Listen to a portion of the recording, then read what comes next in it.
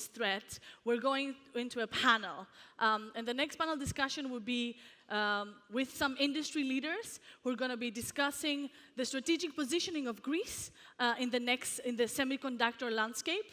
And we are going to be welcoming Bill Karnazes, who is the general manager of Viohalco, Kostas Mallios, who is the general manager of Applied Materials, Dino Bekis, the VP and GM, from Qualcomm, and this discussion will be moderated by Iliana Marga, who is the journalist at Kathimerini. So please, welcome them to the stage.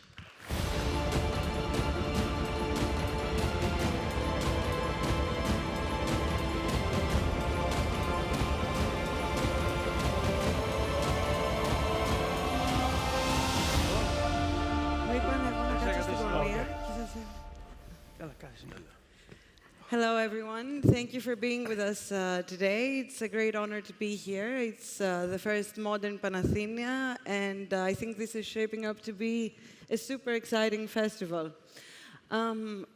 It feels like the topic of the day, the year, the decade is AI. So without much further ado, I want to ask all three of you, as AI is changing the world, how far is Greece from having a seat at the tech table? What can it do to harness the opportunities of the country? And how are the companies that you guys are representing contributing to that? Okay. So Bill, let's start with you. Yes, thank you again for having us. And I think to start and to put perspective to your question, I wanted to give a little bit background of our company. So Viohalco is probably one of the largest industrial companies here in Greece. We do a little bit over 6.5 billion in revenue per year. Mm-hmm. We have 13,000 employees, 32 factories, about 120 business entities, so very large and complex business. We manufacture, we're in metals processing, so aluminum, copper, do cables for submarine cables connecting to power plants. Mm-hmm. And I think if you look at it, and based on how the structure of the company is and how diverse it is, that's one of the areas we're looking at, is how we're going to leverage AI to help us get to that next level and have that competitive edge. So we're looking at it from the perspective on the business side, so mm-hmm. Business transaction side, where we can use AI, Gen AI, and then on the factory side with machine learning and automation, because we're also trying to augment an issue we have with employment and resources, especially working in the factory. Mm-hmm. So if we don't move into a more automated, more efficient factory, or let's call it Industry 4.0, dark factory, then potentially we might have an issue, because there's been a lot of shifting with employment, especially post-COVID, and I think we're all seeing it, and so all the industries are competing for this resource pool. So the last thing I would say is that, a lot of people are worried that AI is going to put people out of jobs. I think it's actually, it's going to help us mitigate some of these areas that we potentially might have as a company. So it will create new jobs. New jobs, and for probably existing people, they would need to continue to educate themselves from a reskilling, upskilling situation to deal with AI. We will go back to that in my next question, but before we do, Dino, what about you? So I'm Dino Bekis. I manage one of the businesses in Qualcomm. That's what we call wearables and mixed signal solutions. So Qualcomm is maybe known the most as a communications company. We very involved in developing all the new standards for cellular communication, wireless connectivity, but then I think over the past probably 10 years, it's really been a focus on edge computing and more recently on device AI. Mm-hmm. So our big focus is how do we bring sort of the capabilities that people are used to in the cloud today and make them more personal, make them more private, something where you can run models on your actual devices and be more in control over your personal information. I think from a standpoint of AI in the industry, we're very much at the center of that in terms of how do we enable our customers and other companies to deploy that capability, both in the cloud and also how they connect to personal devices. I would say that, specifically for Greece, we're very happy to at least be taking a position in Greece and really establishing really our first site in Greece, really working on some core development. So I hope that continues moving forward, and I think that'll go hand in hand with some of the, hopefully, AI developments that we can drive. How did you choose to do that, to develop your first site in Greece? It was an interesting start, but working with a partner for quite a few years, a company called Think Silicon, was part of Applied Materials. We'd been working with them on a number of designs, and I think the opportunity came up to be able to have those folks come join Qualcomm, so we're very happy to have them. And I just wanted to add that I Sure. was with Qualcomm for 25 years, and then 4 years ago, I'm one of the rebrain, regain of Greece. Yeah. So Good for you, Bill. So, I mean, this is interesting because it's one of the things, I suppose, that Greece could have going for it. And Costa, I want you to weigh in on that as well. Is it the people? Is it the people? Yeah, So I'm could that Kostas help? Malios, I'm with Applied Materials. You all have, as an audience, you have this huge opportunity to watch three friends on stage. I've known this guy since I was 15. I've met him much more recently. And I think the testament of where Greece is and what its place on the table is right here. You have people not just from the diaspora coming in to help. You have people within Greece working to help.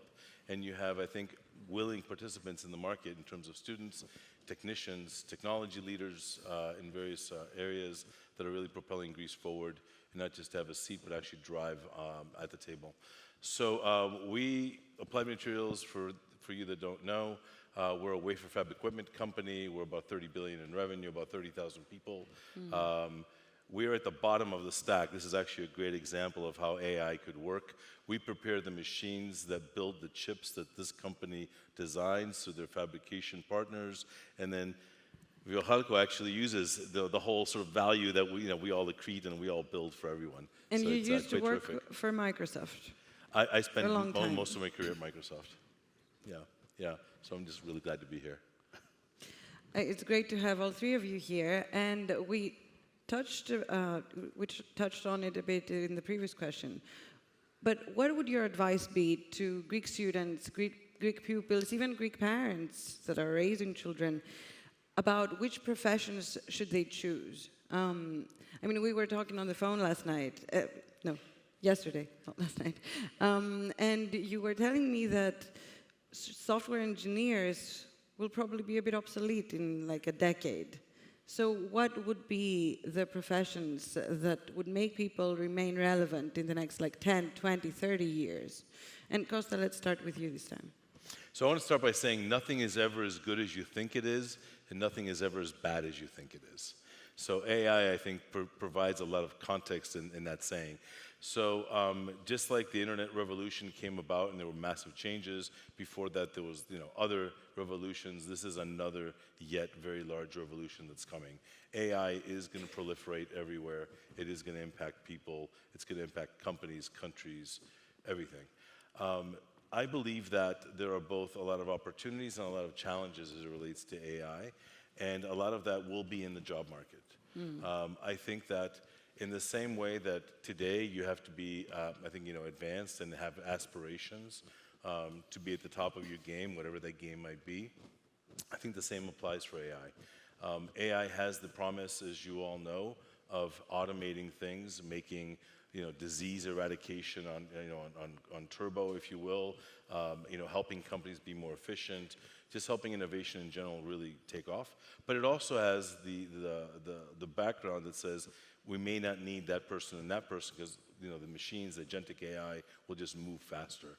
So we have to take it both on balance, which is the positives and I think the negatives. And the negatives are, if you're going to be, I'll be really blunt, if you're complacent and you don't want to just go full steam into these technologies, you're probably going to get left behind. You already know that. That's why you're here. So what professions would you suggest that people should follow? Let's get real life examples here. People are wondering, how will they remain useful? Will like robots get all of our jobs? Yeah. Take out your crystal ball. So which professions? I had this conversation with my daughter last night. She's at USC, and she asked me, what should I be majoring in? And just to be really blunt, I told her crypto and applied AI. And I think that AI in combination with, with some biology and advanced compute, potentially something else that's coming, I think is going to have, huge ramifications. I don't think there's a particular area that you should be focused on. I also believe you shouldn't do what you're passionate about. I think what you should do is what you're really good at. So I think find what you're really good at, because that's what somebody will pay you for, and then just be the best at it, and you will inevitably just have a great job and a great career. But I think that there will be a bunch of tech jobs that will be at the top of the stack and that will continue to just constantly iterate, and then there will be a bunch of jobs that fall out. You want to be at the top of that wave. You don't want to be on the back of the wave. So what does that mean? Learn about as much engineering as you can, hone your people skills. At the end of the day, it's all about the people and the relationships you have. And then I'll put in a plug for my favorite two professions, which I think are sort of the foolproof ones: plumbers and electricians. That's what I've been waiting for. I've been waiting for this exact line. Bill, what do you think about this? So to kind of follow what Kostas was saying, but I'm going to give a little bit more of a roadmap that can help parents and then take it to the next level from a student perspective. Sure. So I think if you start with at least looking at STEM type of a baseline education, I think that's going to set up the stage for somebody to continue their education. And if I look at where, especially even in our company, where we're seeing the need for people to hire, I mean, it's anything that has to do with big data analytics. Cybersecurity is a big one. Sure. Again, with 32 factories, OT, for us to keep that secure is a headache. So it's not just the IT side, it's the OT side. So again, professionals that are around there that are going to leverage also AI tools, because keep in mind, in the cyber world, the cyber attackers are using AI right now, and they're becoming even smarter. And so we have to be a step ahead. Data, as I mentioned, data analytics, machine learning, but you're still going to need engineers. I mean, it might not be in our factory that's, an hour away from here, but like when we're talking about maintenance, we're already looking at having a control tower in Athens where when you're repairing something, you can do that with AR, and somebody can be remotely, and he can be instructing somebody to do that, and using AI for that equipment. Those are all the things that we're already looking to put in place at Viohalco. So as you look at these professions, and I did the same thing with my kids, is you have to constantly go in and look in the internet and say, okay, what are the trending jobs? But what are the trending jobs, not now, but in 5, 6, 7, 10 years? Yeah, exactly. And so that's something where you have to keep, especially with technology now, because it's moving so fast, you're going to have to be able to keep up with it. But I think that in the kind of scheme of umbrella of all the professions, there's going to be a need for HR, there's going to be a need for finance, there's going to be a need for factory workers, for all this, but it's going to be a different world, and they're going to have to be able to adapt to that. And I think the last thing I would say is, at least for students, practical experience is one of the best to kind of decide where you want to go.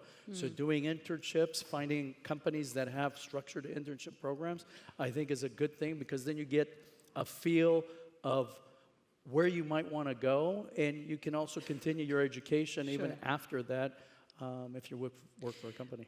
But I think it has a lot to do with what you said, that technology is evolving so fast right now that in the way that we cannot predict, what will be the professions that will be useful even in 5 or 10 years. I think that we're also struggling to keep up with it on an institutional level. So technology seems to be evolving faster than we regulate it, or we're prepared, or we understand how to regulate it, and it seems like power and technological power is being concentrated in the hands of the very, very few. And tech power comes with data power, I mean, data information, and political power, and obviously financial. So, Dino, I was wondering, what can be done about this unavoidable inequality that we're seeing globally? And what can a country like Greece do in order to remain or become a player on an international level? Sure. Well, I'm certainly not a policy expert, but I will tell you that one of the things that, Qualcomm's been very involved in, and I'm certainly very passionate about, is open ecosystems, right? And I think Greece is not alone, part of the EU. There's a tremendous momentum in the EU to go drive open ecosystems, open standards. There's a DMA. There's many, many initiatives that are going on that are an attempt to try to level the playing field and make sure that there's open access, equal access for everyone, to try to ensure that people have choices, right? Which I think is the objective or the outcome of how do you counteract this concentration you're referencing. Yeah, so I think that's one thing. I think partnering with other companies and countries, right, I think is a big piece of the equation. I think when I look at some of the work that I've done in my career, it's always been reaching out across to other companies and working with partners to try to solve big problems that maybe alone we couldn't solve. Yeah, and I think I just want to go back to maybe the original question on education.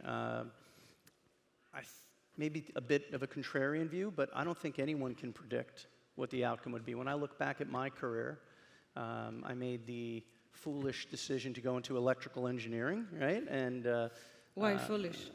I'm joking. It was very. It's not a job for. It's a tough job, as anyone who's gone through it knows. But I think with that foundation, that grounding in sort of critical thinking, problem solving, it really, when I look at my career, maybe I had a very different view when I started out in terms of where I was going to land. Right now, what I'm doing, there's no way I would have ever predicted or projected I'd be doing what I'm doing. And it's never like one decision that changes the course of your career. It's a series of decisions you make along the way. And I think that all of us have the opportunity to make those changes. So I really think it's about awareness. It's about paying attention. It's about being curious. Right? I think that's the number one thing. It's that curiosity. Jump across a broad spectrum of topics or subjects. I'm a believer, at least in my career. I've always done a lot of different things, becoming very much a generalist and not someone who's focused on just one thing and gone very deep. I think that helps in times of crisis or in times of significant change in the industry to allow you to be more agile. So curiosity, open-mindedness, and a critical thinking, and being able to leverage a lot of your experiences. I think those are the combination of skills that'll carry you through this turmoil or this change that we're talking about in the world. Well, that's hopeful, because it means that even though things are changing in a very unpredictable way, we can at least have stable values. So that's good to note. But Kostas, what do you think about the monopoly of power, of tech power, and how that affects the world on a global socio-political level, and what can Greece do to be a key player, or a player at least? A long time ago, I had the privilege of working with Bill Gates, and Bill used to always say, people overestimate what can happen in 3 years, but they underestimate what can happen in 10. So when I think about AI, and I think about how it's proliferating, in just about every sector of the economy, and I think about how AI is basically going to embed itself in every business process, whether you're running an SAP system or you're working, on an email, in your browser, you're going to have AI watching over, helping you, maybe just writing the mail for you and so forth. So I think about it in two ways. A famous CEO of a large AI company said about 2 years ago in front of the US Senate, he said that AI needs regulation. And I was there with the CEO about a month ago at TED, and he said the government should not really regulate AI. I don't have a crystal ball, so I don't really know what's going to happen. I think happiness for society is somewhere in the middle. There are tremendous opportunities in both deploying AI that could help humanity, and yet the concentration of power could be extreme if we're not careful as a society. So what does that mean? I think it means that society, given the prolific nature of AI, needs to be engaged in how it's deployed, how it's managed, how our own data is managed, how governments play within regions, but also within their own countries, and with the companies that will be driving a lot of this. One of the acute things that I'm sure everyone in this room knows is the numbers you hear around AI, whether it's deployment statistics or investment, are massive. I mean, you're talking, I think Microsoft announced, Amy Hood, who's the CFO of Microsoft, announced 2 months ago or 3 months ago that Microsoft was going to spend $80 billion on chips just this year for their data centers. Now, we're really happy about that because we're in the semiconductor industry and we're looking at building chips with low thermals and high perf, and it's at low cost and so forth. But it shows you that all that investment also has to find a return. And so I think you can find a return in a very balanced way that takes care of both people, takes care of enterprises, takes care of where we're going as a broader world society. But I don't have a crystal ball, but I think we need to look at it on balance. What do you think, Bill? Do we need more regulation? Well, since I'm in the EU environment, there is regulation. So right now, as you know, we're dealing with NIS2 and DORA. There has to be some regulation. We can't just leave it free fall for everything. So, but I think it needs to be a balance between regulation and what companies can do or industries can do. The other thing is that, especially when you're looking at this and you look at Greece, because I'm gonna take Greece as an example. Greece is not going to be able to compete with these large companies like Microsoft, Google, Qualcomm. I mean, they're too big. But where Greece can become a player is, I mean, we have very strong universities. We need to take advantage of those universities and be able, out of there, to create what's like incubator, small businesses, startups, and like the one that they're just talking about that Qualcomm is taking over. I mean, that was a group of Greek professionals, engineers, that they had something that Qualcomm wanted, and they took over. So for smaller countries, I think this is where they're going to be able to excel, is to look at niche parts of the technology ecosystem and figure out how they can be a player in that. Because, as I said, to compete against the giants, it's not going to happen. So I think, again, if the Greek government, which they are doing quite a bit, they focus on that. I think we were talking earlier about a national AI strategy. So you have a strategy that translates into the universities and the ecosystem startups. I think that's where you could stay ahead as a small country like Greece. So in terms of the manpower, in terms of having students who then become professionals who can work for bigger companies, multinationals or internationals, companies, tech companies. Exactly. So they either go with that route or they go a route of either creating their own startup company because they have a great idea. And then eventually, typically what happens with startups, there's a Qualcomm or Applied Materials that will come up and buy them up, and they'll make a lot of money. What about that block idea that we were talking about backstage, like a European block? So I think that's starting to materialize. As you know, and I don't have to tell you, Europe is a very complex environment, a lot of legislation, a lot of different countries, so it doesn't really work like the United States because it's a different scheme. So I think if it's not companies or government or other agencies that are trying to coordinate that, it's going to be difficult. But I think the more that we're pushing it, so one of the areas that I support is European affairs. So I have a team that's all they're focusing on. They're spending time in Brussels. They're looking at what's happening with either legislation or new things that are happening. And so we're also driving that and trying to create that collaboration and with the EU countries to figure out how we're going to move forward. And one last thing, in terms of regulation, do you think that it works? Like Europe, passes laws and decides on regulatory rules, but then can they actually be applied? So let's take example NISH 2 right now, which is kind of the new directive for cybersecurity. So they pass a framework, and then it's up to each government to interpret that framework and then implement it. Exactly. So the more that we're closer to our government and ensure that we're making the framework to support our needs and our not our personal needs, but the needs of this country and how it works, then I think it's a win-win.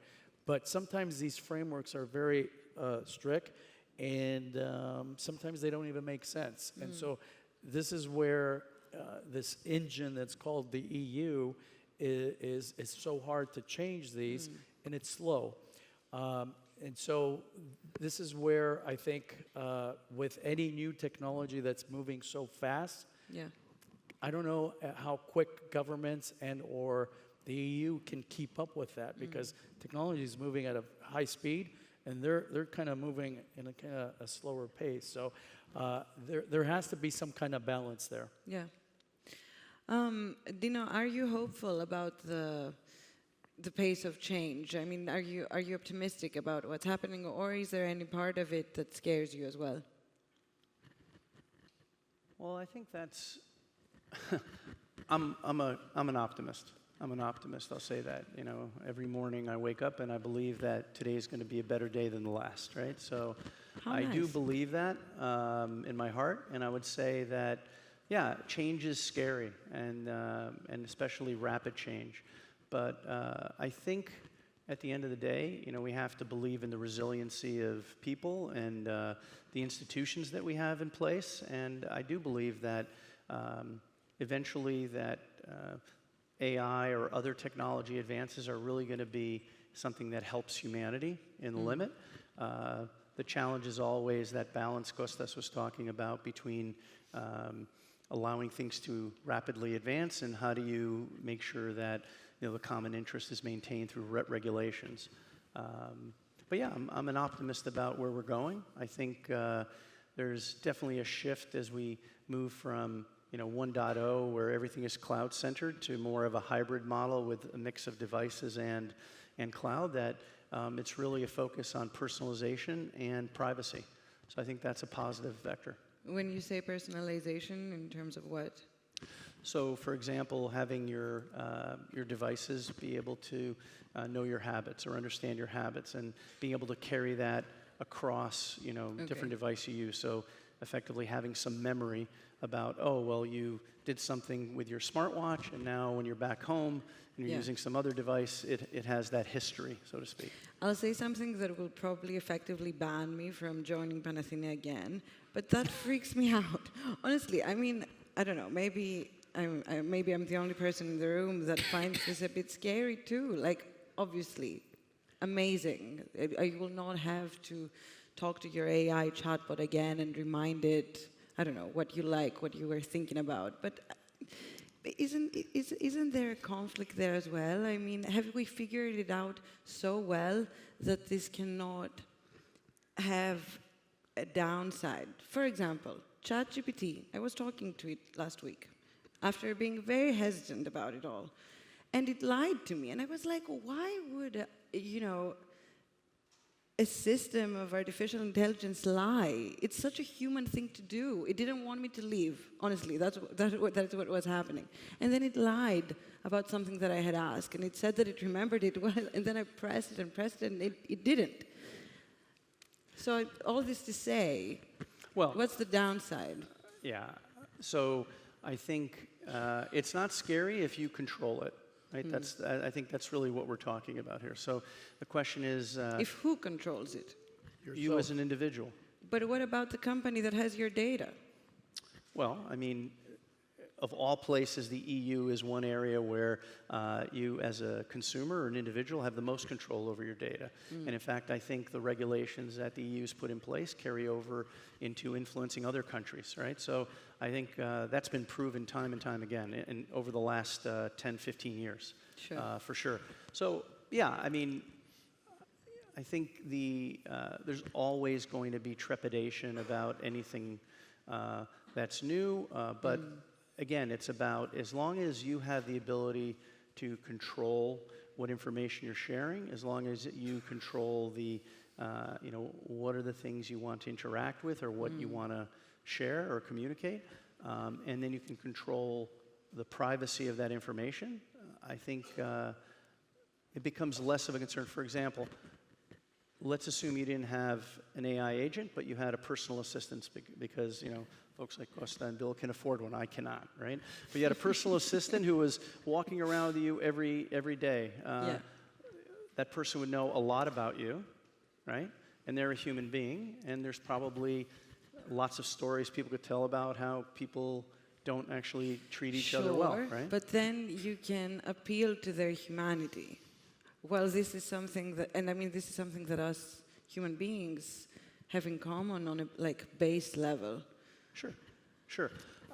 Again, I think it's about what restrictions or controls you put in place, and it's about, again, at the end of the day, it's about individual choice, and it's about making sure that there's a regulatory framework that allows for that to continue happening. Sure. So, again, every new technology advance that's ever happened in the history of humanity has always had maybe an opportunity to be used in a negative way.